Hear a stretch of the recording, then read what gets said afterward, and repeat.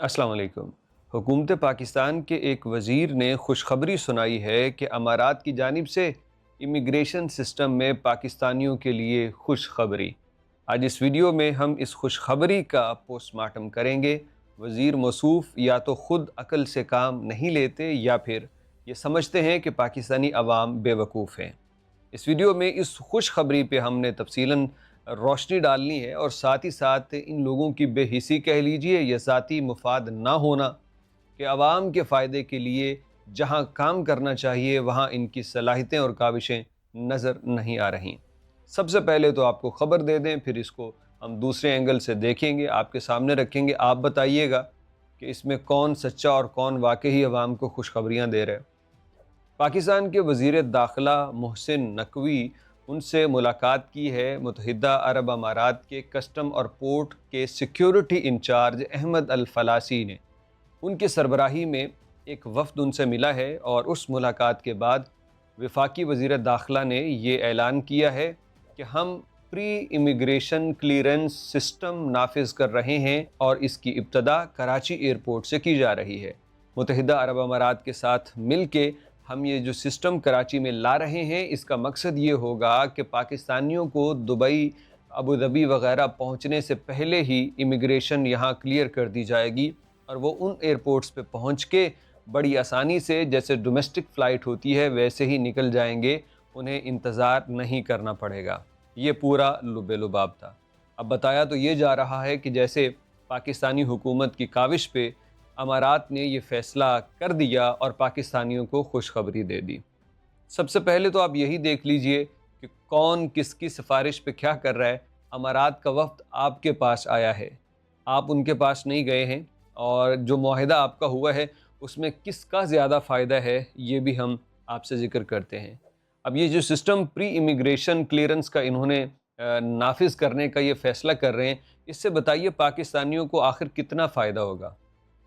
अगर तो ये कहते हैं कि कुछ लोगों के जो सिस्टम बैन होते हैं वो अमारात में जाके पता चलते हैं और उनकी टिकट ज़ाया हो जाती है, तो अभी भी टिकट ज़ाया होगी अगर वो एयरपोर्ट पे पहुंचे और वहाँ इमिग्रेशन अमारात का काउंटर लगाए और उन्होंने नहीं जाने दिया तो टिकट वो भी ज़ाया होगी। इससे पहले जो हम अमारात, दुबई वगैरह के मुख्तलिफ एयरपोर्ट्स पे जाते हैं तो वहाँ पे इमिग्रेशन पे कोई लंबा चौड़ा वक्त नहीं लगता।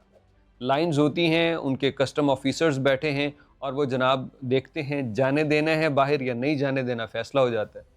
तो ये आपने कोई तीर नहीं मारा सर। हाँ, हो सकता है कि अमारात का इसके अंदर इंटरेस्ट हो, वो कहें कि यार हमारे एयरपोर्ट्स के ऊपर रश ना हो, लिहाजा आप इनकी इमिग्रेशन यहीं से क्लियर करके इनको हमारे मुल्कों में भेजो। तो फ़ायदा किसको है? ये मेरा ख़्याल है अकल वालों के लिए बड़ी निशानियाँ हैं।